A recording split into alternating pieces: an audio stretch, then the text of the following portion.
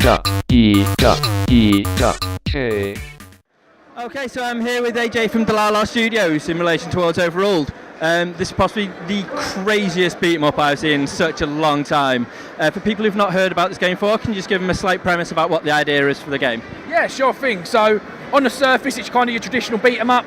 2 to 4 of you sitting on the couch kicking the crap out of each other. But the big difference is the rules are always changing. So every 30 seconds, the game objective changes. It might start off as fire tag, which is our game mode where one person's on fire, everyone else is getting points, and you punch someone to transfer the fire, just like in real life. And then 30 seconds later, it might change to smash and grab, which is where coins spawn on a map. You collect the coins, punch them out of each other, and kind of the rules are always changing. You must have had so much fun coming up with ideas, because there's about 50 to 60 different cards, I believe, for the rules. Yeah, so there's kind of 30 base variants of the cards, 7 game modes, and then the combinations of cards flip the rules. Yeah, to be honest, it's been a great process where we'll kind of go, oh, do you know what'd be really good? And then we'll try it out, and if it is really good, it sticks in the game. So it's been a lot of fun. Superb. Now I was going to say, obviously you've now got it on the Xbox One and PS4. Is it launching the same time as it's launching on Steam, or is it predominantly going to be coming on the PC first and then Xbox and PS4 later date? So right now we've got it running in Steam in early access. We've done kind of a softish launch, just trying to get some people playing, get some community feedback. The game plan is that we'll bring out the PS4, the Xbox One and the PC final versions all at the same time, probably early next year, just so we make sure we've tied down all the bugs and tied down all the problems. Brilliant. And of course, obviously, you've got the local multiplayer. It's online multiplayer as well, which you can play online against other people. Yep, it's online as well, yep. Superb, superb. Right, so if you've not seen this before then, Overruled, please, I urge you guys to go out and buy this title. It looks phenomenal, it plays hilariously, and it's always changing.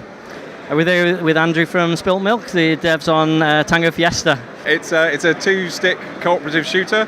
It's set in the world of sort of 80s action movies. They've all been based, in our opinion, on a true story that all happened to one guy, and this is the story behind the classic movies like Commando, Predator, Ghostbusters, etc.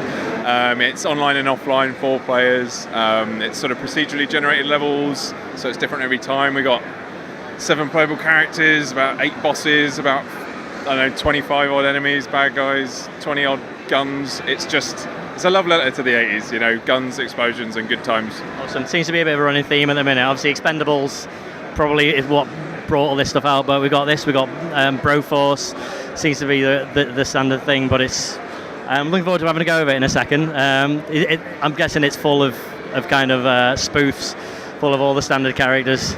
Absolutely, yeah. I think some of them are more obvious than others. You know, we've had a bit of fun. Some of the playable characters, they're obviously based on or inspired by certain stars. But please tell me Chuck Norris is in there. He's not yet.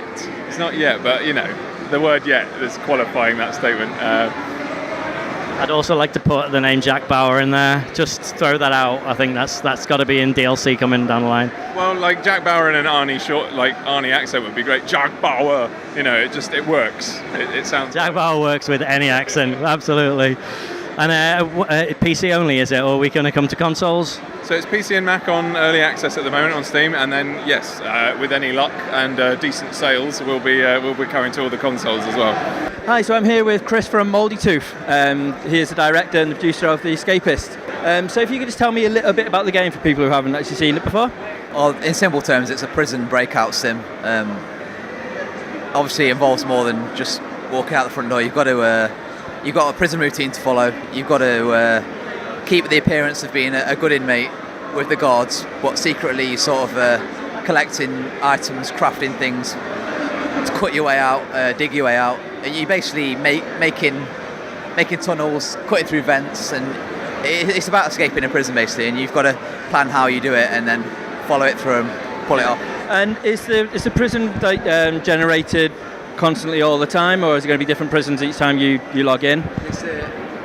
There's 6 prisons planned for the full game, right. But there's 2 in the moment in early access. But I mean, people have spent 30 hours on one prison, so it's got quite a bit of replay factor in each prison. Yeah, I got stuck. I tried to start digging my way out of the cell, and then I put the dirt in the toilet, and then it clogged up the toilet, started flooding it, and then I got caught. And I thought, oh my God, you literally have to think about every little minute detail about this game.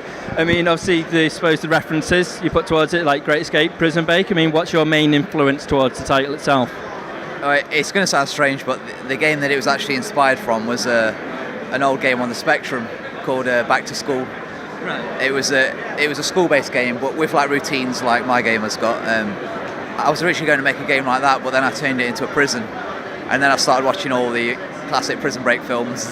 You know, Shawshank Redemption, Great Escape.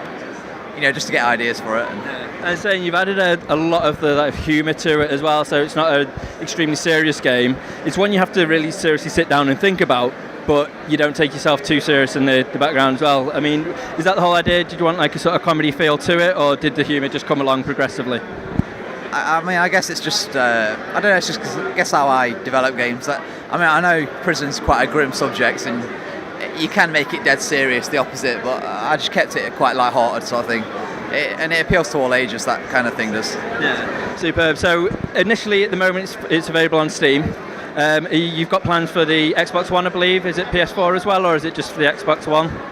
It's just for now. It's Xbox One, but who knows what happens in the future. Fair enough. And do we have a rough idea of roughly when it may be available completely? I think by the end of the year, then the PC one will be sort of wrapping up, and early next year the Xbox One. Yeah. Superb. Well, thanks very much for your time, Chris.